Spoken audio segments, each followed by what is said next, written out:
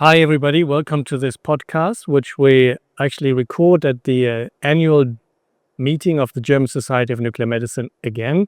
Here in Leipzig, it's 2023. And today it's a particular honor that I get a chance to interview one of my good friends, Hans-Jürgen Biersack. He is a professor of nuclear medicine, actually Professor Emeritus, if I may say that. Not to point to the age at all, but Professor Biersack has been the chair of nuclear medicine at the University of Bonn and a long-term ally when I had a chance to work at the University Clinic in Essen. And he's certainly known to many people in the field of nuclear medicine and to me, but of course I would like to bring him to you because I find his life and the twists and turns very interesting. Hans-Jürgen, before we get started and deep dive into your career, tell us a bit about where you came from and in particular, help us understand your mantra, life is beautiful. Why is that? Thank you. So I can tell you, when I passed the Matura, the Abitur in Germany, I didn't know what I want to study. So I had a trip to Austria and thought about going to Austria, to Graz, with my parents by that time. And then I had a heavy conflict with my parents because my father was 43 years older than I am. And so I had to stop the contacts with my family. And I moved out and went to a small room. And then I decided to do something. I don't want to be dependent on my parents. So I decided to work a little bit to finance my studies in Bonn. And by the time I also worked as a driver for the embassy. And for the embassy, this was not the real embassy because this was spoiler. That's a spoiler. Don't give it all away. Yes, because it's by that time when there were two, the Republic of Yen and the Kingdom of Yemen, and I drove for not the embassy because it was not accepted due to the Hallstein Doctrine. Because once a country was accepted, they was not allowed to switch over from East to West Germany. So this was a reason, and my affiliation with the embassy of Somalia. This worked for a long time, but the problem is you had to work for the whole day, and I wanted to study. So I changed later on. I became one of the guys working with the telephone system of the German Handelstag. It's a chamber of commerce. And I also worked to do photocopies, and I worked also as a concierge of this company. So this was a good thing because I could work for the whole time. I only had to work there later on from 5 o'clock to 10 o'clock in the evening, and there were no any lectures. And then I could go home and had a lot of money. And it's like by that time it was really good money. It was about 500, 600 Deutschmarks in the 60s. So this was okay. This was the first thing, and every second weekend I worked at a gasoline station, and this was also very good paid. At least when I passed my medical examination, I had to state that I earned more money working as a student and as an assistant doctor in medicine. Anyhow, and this gave me really a complete feeling of freedom because I didn't have to ask somebody. I had my own money. I mustn't ask my parents. Of course, the relationship became a little bitter when my parents found out that I succeeded in my studies. This was one thing. But the thing is, when you work and you earn your way of life, you can enjoy life. So I went to the bars after 10 o'clock in the evening because I had money in my pocket, and so I enjoyed it. Not that I was drunk, but I enjoyed one or two glasses of wine or beer. And so my life started always with a combination of work and pleasure. This is very important because it makes no sense to complain about circumstances of your life, and you have always to make the best of it. And this was the reason why from the beginning of my work, I always had a A balance. happy side, a balance between happy and unhappy. All right. Now, some people would now argue, okay, if you do that, if you spend that much time on working as a chauffeur at a gas station and then going drinking, extends your studies. And we know that companies today, job positions being created, long for people who almost at the age of a baby have all degrees that they're around. So one could argue that this extends the way of studies. Yes. So there is a nice saying, the life has always the same length, but it's differently broad. So they have really the time to meet other people. Even when you work as a driver, you experience the situation of being a driver and somebody being much higher than you are. But you have to handle that. And this is one advantage. And the good thing is really I didn't waste so much time. So I lost no much time to finish my study. When I finished my studies, I was at the age of 24, 25. So but I had a good chance. This is really important to meet other people, and you meet them even after 10 o'clock in the bar. There are always some interesting people, and you must not waste your time with people who do not deserve it. You make your choice. Okay.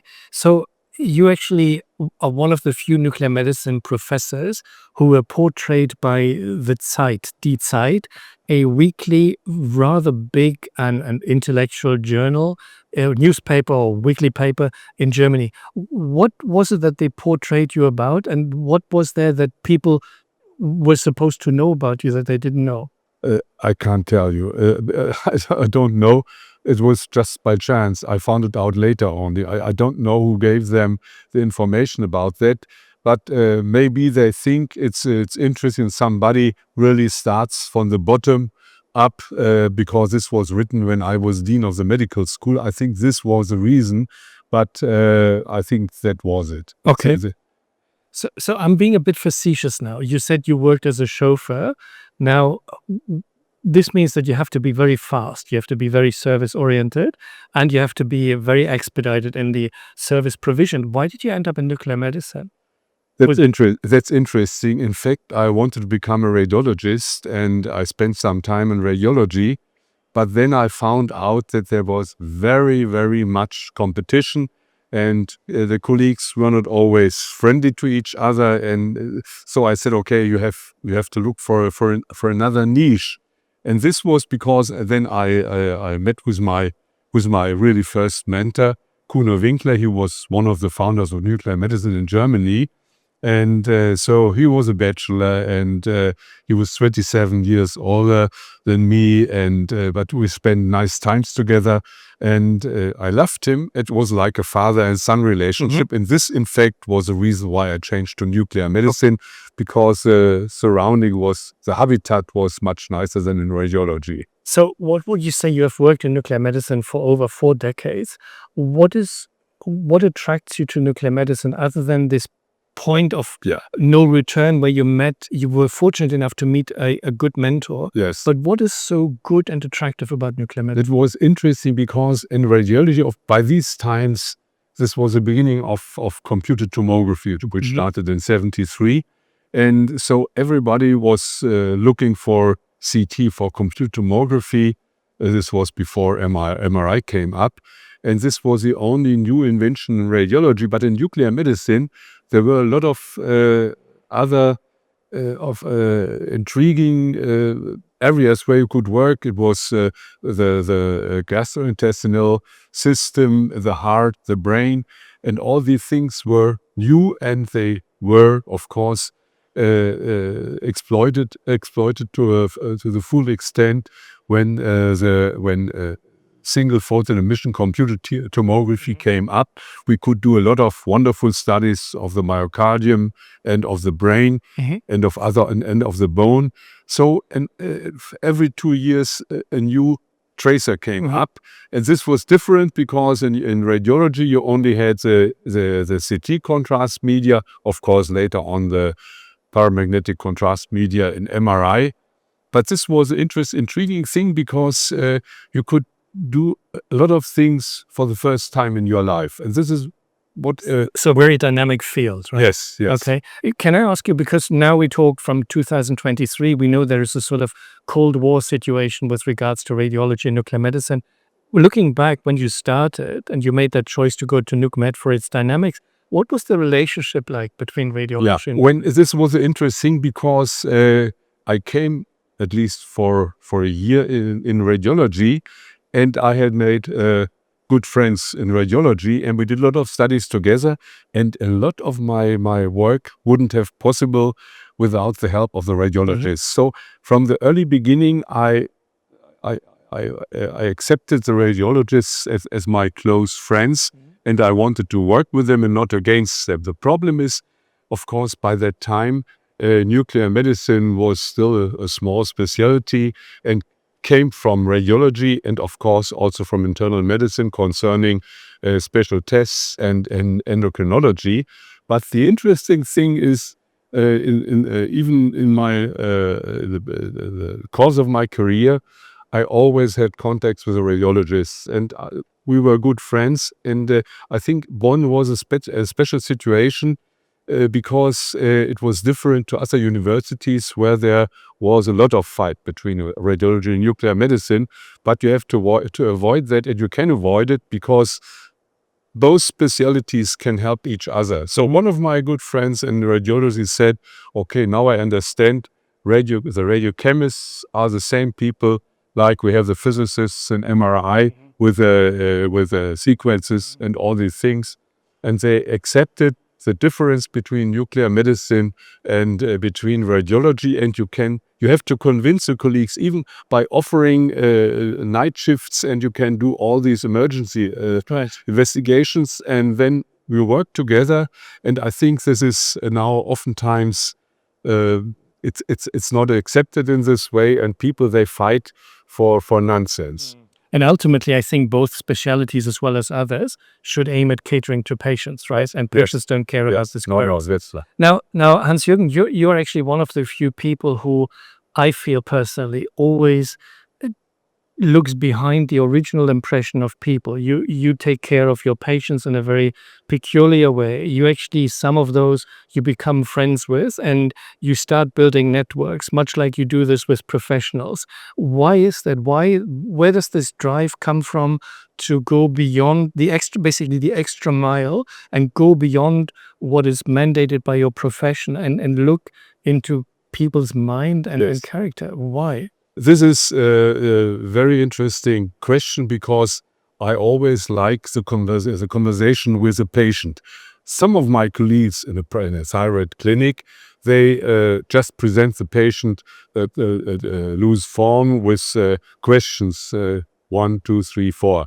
But the patient will only focus on the questions, and he forgets to talk about the other points, the other bullet points you have not mentioned in your in this list. This is important. I really think it's you need a special relationship because the patient has to be honest, and he will only be honest if you talk to him. And this is a very special thing, and some patients, they need some time till they accept you as a partner. And I love this, so I still now run a private practice one day a week. I love my patients. Some of these patients are seeing me since 45 years. And now, during the last years, I take over the position of a family doctor because now the family doctors don't like to talk to patients. And then the patients come to me and say, can you explain that to me? My doctor doesn't talk to me. He's always looking at the computer, and it's crazy. So that's the reason. Even I am spending some time. I visit a special conference in practical and general internal medicine. So for a week, I get the newest information. I can't treat the patient, but I can tell him where he has to go to get treated in internal medicine, for example. But what does it take for you? I mean, you're a busy man. I know about your hobbies. You're actually happily married. You've got family. You like to travel a lot. What does it take to be that interested and spending that energy on? It's empathy. It's the only thing you have to talk. It makes no sense. A patient is not a puppet. Patient is a patient, and you have to talk to him. And there are some patients who don't like to talk to me. Then I I have to cut it short. This is okay. If they don't want to open themselves, then you have to accept that. But it's interesting because you learn a lot of things which are telling you when you have a discussion with them. And it's not only an interview, it's a discussion because the patient receives something from me and I receive something from him. And this is very important, which you also can transfer to other patients. You have a certain knowledge how patients behave, and you have to use this knowledge just to improve your relationship with the patient. I mean, in a way, you're building trust, right? Yeah. Which is also what you do with your colleagues, right? Yes, trust. Okay. Now, we all know there was the pandemic. You actually lived through phases like a real sincere Cold War scenario. You've worked in West Germany, but you always catered to colleagues and friends from East Germany and even further. How important is it to go cross-boundary, cross-religion, cross-nations, ethnicity? It's very interesting, and I have to tell you that it all started my relationship with the former Eastern countries started in a meeting in Bad Gastein, which was a very prominent radionuclide meeting in Austria, because Austria was neutral, and I had the chance to meet my colleagues from East Germany, from Czechoslovakia, Poland, from Romania, from Bulgaria. And this was because this was a meeting point for many nations, especially between East and West. And I have to say, my parents, they came from East Germany before the war. And so to me, the Eastern Germany was something like a photo album. When I looked at the photos of my parents, and I always wanted to go there to meet the people. And this was the reason, because I got all the contacts with the colleagues from former East Germany. And since maybe 84, 85, 86, I invited them to come to Bonn, especially the younger ones, because of course there was a nomenclatura, you know that. Yeah. There were 3 people from the big bosses from Eastern Germany. But then it started that the young colleagues from East Germany could attend this meeting in Bad Gastein. I invited them. This was not a problem. We lived together and we worked together. So we became close friends, and I still have a lot of friends from these former times, and this is very important. This was the one thing. This is between East Germany. But then again, my former boss was really my mentor. When I started with nuclear medicine, 73, 74, we always had guests from foreign countries in Bonn, and especially 3, at least it was in fact 4, residents from the Philippines. From Manila, there is the only Catholic university in Asia. It's the Santo Tomas faculty, and my former boss, he had close contacts. He loved the Philippines, and now they came. We worked together. I took them with me to the other European countries. We went to Belgium and to Netherlands together, and I attracted them to give lectures there.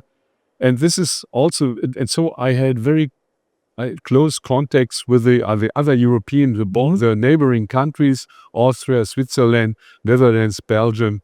And this is a very important fact. And so I loved it to meet people from different countries. And when there was in 1980 was the Asia and Oceania conference in Manila, on the first thing, what I could do was just to register for this conference, because I wanted to see how my friends now were residents in Germany, lived in the Philippines. And by that time, nobody knew a lot about the Philippines. Right. Only know it from the war. And but this was a wonderful event. And But if I may, that's just one of the many events. I know you since, let's say 20, 25 years. And when I visited your department, I was always taken aback by the many international guests and visitors you had. Now, you express yourself as an individual who has a liking in meeting other cultures. What did you do that they felt at home in your department? Because you can speak for yourself, but what about the colleagues, the technologists, the other doctors, and what did they take from this international exposure? So I can tell you that almost all of them were integrated in our team. So I convinced technologists to speak English with them. And of course, we had about 1,000 residents, 100 residents. That's too much. It's a vision. We had 100 residents from 40 countries, from China, from the Eastern countries, from Korea, and from the Philippines, of course. And it's a wonderful thing. And because they were very lonely here in Germany, and during Christmas and New Year, I invited them to our house. And so this was really a very important event, and they should feel at home. This is very important. And I asked also my colleagues to invite them to their house so that they have a chance to know how we live here. And this is a very important thing. And especially I just saw that with my Chinese colleagues before them. This was very interesting, coming from communist country like China and spending Christmas. So, but this was only one point.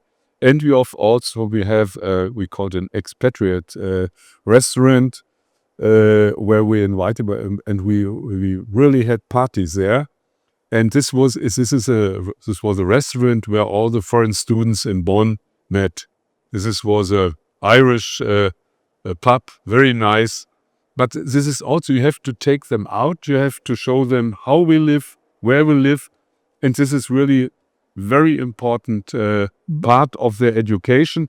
And of course, I tried that every one of them at least produced one paper with the help of the colleagues, because they have to take something home which they can keep in memory. So that's, if I may, that's sort of describing a hospitality and also some mentorship. But I'm curious about, what did you and your colleagues gain from having them come and work with you, not for you? No, but with you. Yeah. With you.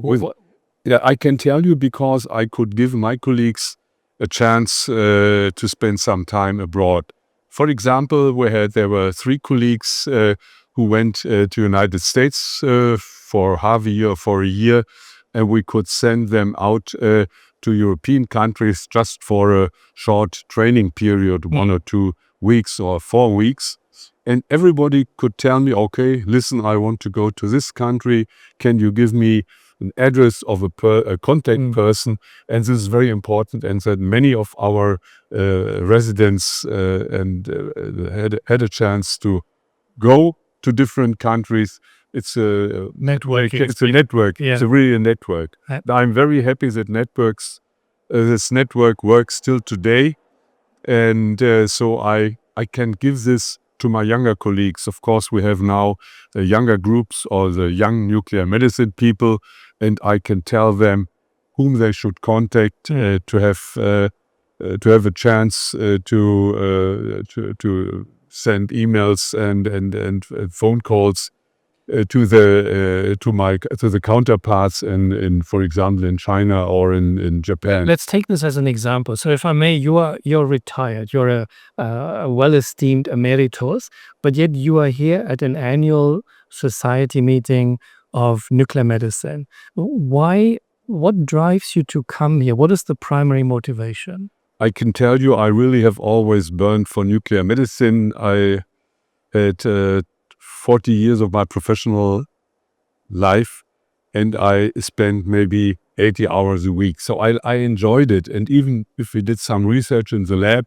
at 11 o'clock in the evening, we went to a student pub and met together, discussed our results, and then went home. Because when you work 12, 13 hours, you need something to relax. And you can relax, you have a beer or a glass of wine, and then you go home and sleep. Next morning you are there again. And this is very important. I always had the contacts with our young students. And one thing is important, you have to control them. So it makes no sense to let them work in the lab and nobody controls them, because especially I think mentoring is the better word. Yes. Control them these days. I mean, not the most. Of course, yeah, of course, it's important, because sometimes, because the medical students usually, when they work for the medical thesis, they work very, very oriented at a name, and the problem is sometimes they forget some things who do not fit into this road, and put them out. And then you have to avoid that they exclude certain facts which you need for the final correct data. it's control is not but it's not a control. You work with them so they don't dare to commit mistakes. Oh, okay, Yeah. good. Well, let's hope that this is an Yes, acceptable description. Yeah. But I was hoping that you would also talk a little bit about, given the fact that they set up a young organization of upcoming nuclear medicine physicians, how important it is to help if they want to receive that help, in nudging them, sharing the network Yes. we have. Yes. And I think you're very good at that, right? Yes. So that's the reason why I came here this time, because we have this young group, the Young Nuclear Medicine Researchers Group, and I have already started with that. They have now the contact of a counterpart in the Chinese Society of Nuclear Medicine, and again also the Japanese Society. And of course, I have a friend in New York who wants to work on a certain topic on artificial intelligence, and he has some very very crazy things about a German doctor 100 years ago who said, okay, the human being is like an industrial production system. Anyhow, was interesting, and they also in these times they started with a kind of image fusion. Okay. And so they can do that. They can look through the German literature by that time, because it was published in a German newspaper. They can discuss with my colleague in New York, and they can produce an editorial about artificial intelligence. It's just it came up because it started. I would go one step further. I look at the age pyramid, and I'm concerned. The age pyramid in Germany and in Europe in particular demonstrates that we're overweight towards higher ages. Very few young people. So in order to sustain the profession of nuclear medicine, I think, coming back to what you said earlier, we have to be inviting the young professionals from other countries. So they help us grow here. To fill this gap. But we have to do it in the most appropriate manner. It's not a slavery job, but I always think we can learn from each other. And I take a particular pride in international teams. Yes. Across ages and experiences. This is an interesting thing, because today I learned that these young nuclear medicine professionals have already contact with their counterparts in oncology or with the medical students, and they want to start to attract medical students to go into nuclear medicine later on, and that's true.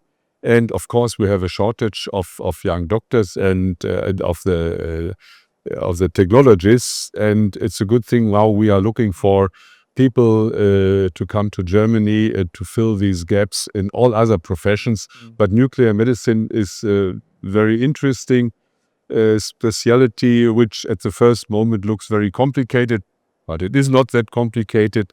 And these young guys, now this is very important, I have learned this morning, they already have contacts with the medical student groups. All right. So you mentioned that you actually mentioned Hounsfield, the growth of CT. Let me ask towards the end of this interview a bit about what changes have you observed, major changes that impacted you as a medical doctor in the field of nuclear medicine?